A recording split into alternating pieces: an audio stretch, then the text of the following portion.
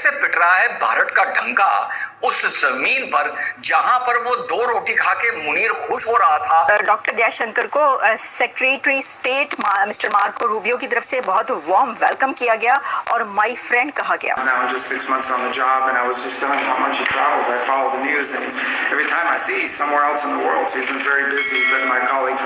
हमारे यहाँ भी हमारे फॉरेन मिनिस्टर अक्सर बाहर दूसरे कंट्रीज के विजिट पर रहते हैं, हमारे प्राइम मिनिस्टर भी अक्सर जाते रहते हैं। खैर उनको तो आप लोग कहते हैं कि जी कुछ मांगने गए होंगे, कुछ लेने गए होंगे। दुनिया में एक इसका भारत का कद एक अलायंस है।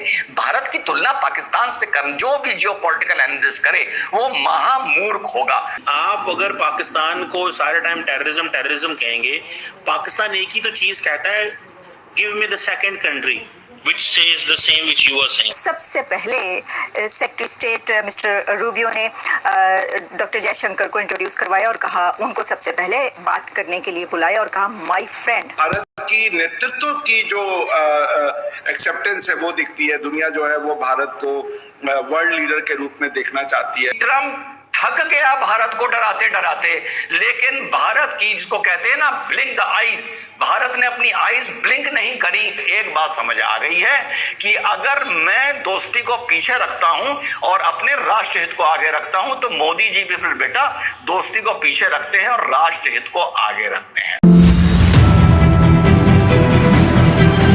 के जो सेक्रेटरी रूबियो है उन्होंने माय फ्रेंड कहकर जो है वो बुलाया मेहमानों को। जब बुलाया सेक्रेटरी रूबियो ने सबसे पहले डॉक्टर जयशंकर को बुलाया और उनको इंट्रोड्यूस करवाया और माय फ्रेंड। और फिर उन्होंने ये भी कहा कि मैं ये देखता रहा हूँ कि ये जो है ये बहुत जगह जो है बहुत बिजी रहते हैं। उनका ये कहना था, मैं आपको एग्जैक्टली बताऊं कि उन्होंने क्या कहा। एंड उन्होंने कहा कि and now I am going to ask my become a friend, I have seen him a number of times now in just 6 months on the job and I was just telling him how much he travels.